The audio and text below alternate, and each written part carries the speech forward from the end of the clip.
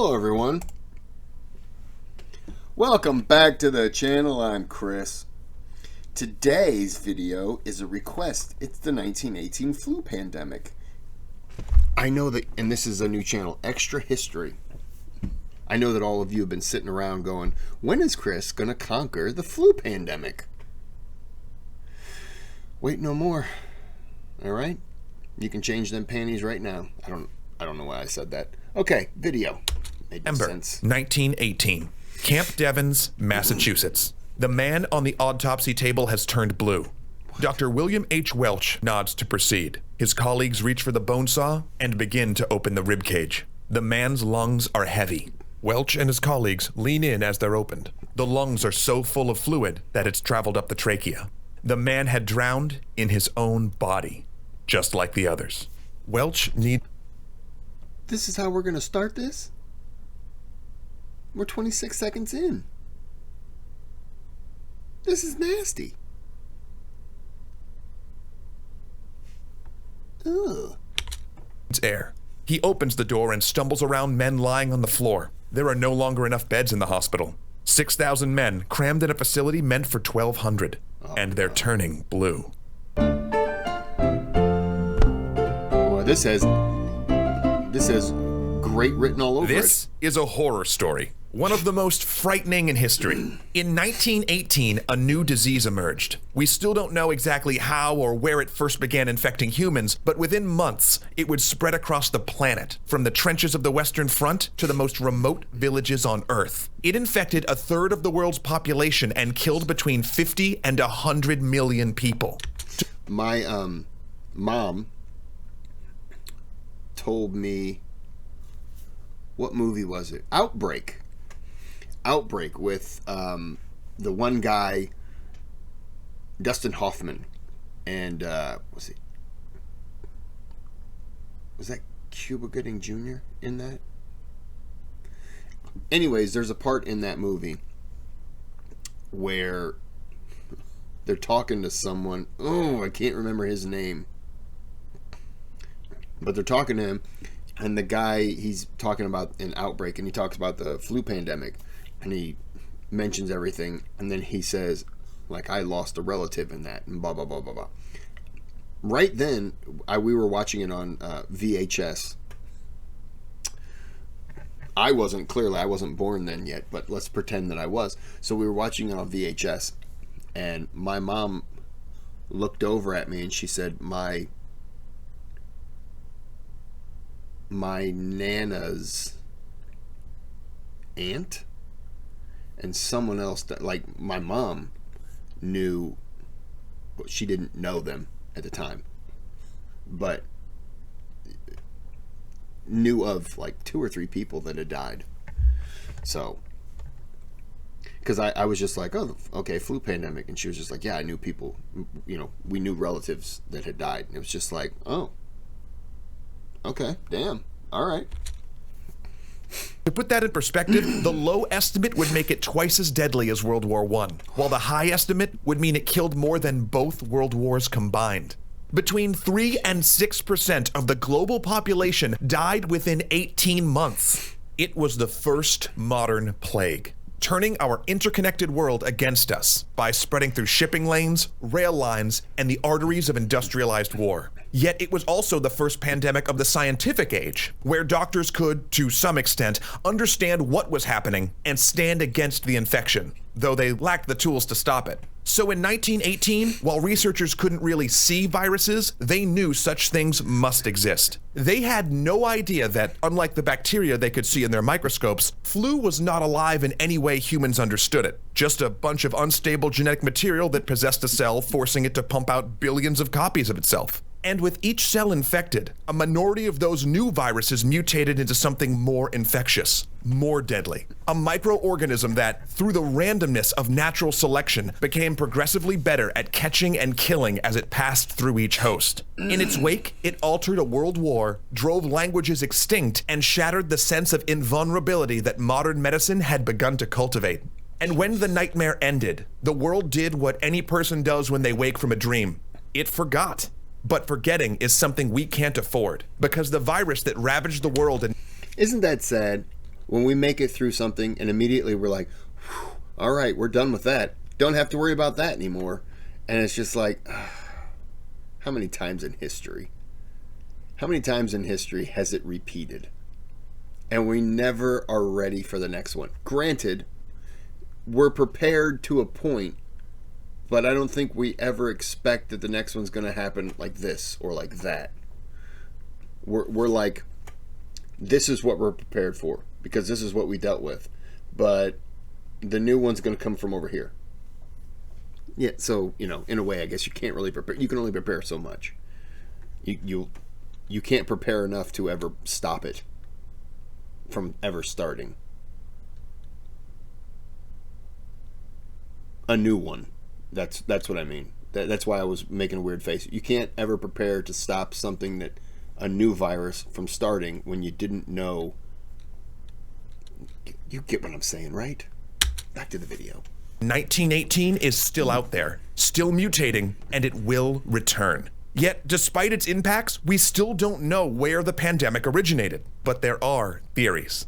Canada, 1917. A train races across the plains. Military guards are instructed to keep civilians away from the locomotive. If they see what's inside, there may be a riot. These cars, designed for cattle, contain the men of the Chinese Labor Corps, pawns in a political gambit. Until recently, the young, fragile Republic of China had remained neutral in the First World War. With so many foreign countries holding territory within its borders, joining the conflict risks making their homeland a battleground. But neutrality was not tenable. Japan, one of the allies, had used the war as pretext to move troops into Chinese territory and demand control of the Chinese government. To thread the political needle, China had declared war on Germany. Hopefully, the other allies will now protect China China declared, oh, that was World War I. From Japanese aggression and give it a seat at the post-war negotiating table. It may even get its occupied territory back. But to maintain a shred of neutrality, these Chinese recruits are barred from combat. They would dig trenches, lug ammunition, and clear minefields.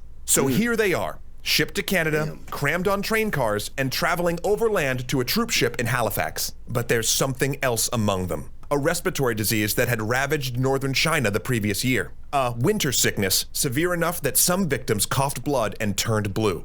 First, one recruit begins to cough, then another. One by one, they fall ill with splitting headaches and chills. Crammed into the cattle cars, there's nowhere to run. Nowhere to isolate the sick. They beg the guards to let them get off and seek medical attention. But due to the rampant anti-Chinese sentiment in Canada, the guards have their orders to keep the passengers a secret.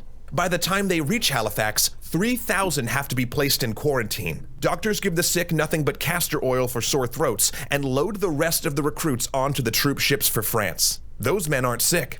Yet. But flu victims are contagious days before presenting symptoms, meaning the British Empire has just delivered pandemic flu to the trenches. If that is, it was flu. Because another emergence is about to occur in the unlikeliest of places. March 4th, 1918.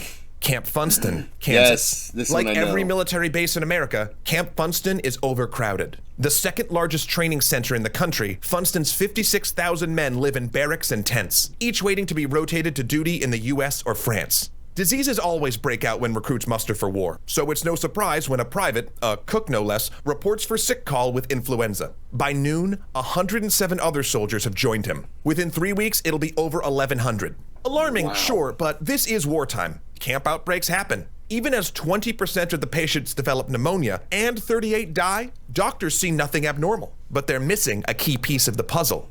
A month before, and 300 miles away, the lone doctor in Haskell County, Kansas, had watched flu kill dozens of his strongest, healthiest patients. Its rapid pace and high fatality rate alarmed him so much that he contacted the Public Health Service and published an alert in the National Health Journal. But no one listened. The paper's obituary page was unusually busy that February, but alongside the reports of death and illness were heartwarming articles. Soldiers from Haskell County were departing for boot camp or visiting home one last time before deployment, all headed to Camp Funston, and from there to France. 2 weeks after the first case at Funston, 10% of recruits were reporting sick at 2 camps in Georgia. By the end of the month, 24 of the 36 largest military bases in America had cases, along with 30 major cities. No one noticed. Yet. Army Medical Department, Washington, D.C. Dr. William H. Welch was tracking an epidemic. One of the country's most famous doctors, Welch had helped drag American medicine into the modern age. He helped found the Johns Hopkins School of Medicine, spread the use of microscopes, and organized the Rockefeller Institute, the country's first dedicated medical laboratory. His work had helped transform America from a nation of country doctors to a titan of scientific medicine, able to compete with the Pasteur Institute in France and the Koch Institute in Berlin. Because of him, America had joined the age of the microscope and the vaccine. A bright world where doctors could both see diseases and kill them. The last few decades had brought vaccines for smallpox, rabies, anthrax, diphtheria, and meningitis. Researchers at the Rockefeller Institute were taking the first steps towards limb reattachment and organ transplantation. Some optimists even predicted a future without communicable disease. And America needed that scientific power now more than ever. Even before the war, Welch delivered a message to the Army Surgeon General. When mobilization happens, you'll have an epidemic. You'll need to recruit the best doctors and microbiologists. You'll need researchers, train cars outfitted as mobile research laboratories, a stockpile of vaccines and antitoxins, anything to be ready. When the war started, the Surgeon General didn't bother recruiting Welch and his researchers. He just enfolded the Rockefeller Institute into the army. And here it was, the epidemic that Welch had feared. He could see it moving on the map from camp to camp, and it had killed nearly 6,000 already. He'd sent researchers to chart its spread and battle the secondary cases of pneumonia that were the real killer in most epidemics. They'd all warned the army that this would happen if they overcrowded the camps. But no one listened. Welch had dispatched an experimental vaccine that fought one form of bacterial pneumonia, as well as a serum that cut the death rates by half. Results of the test looked good, if not 100% effective. It was proving a successful response. But there was a problem, because the epidemic that Welch was fighting to contain wasn't flu.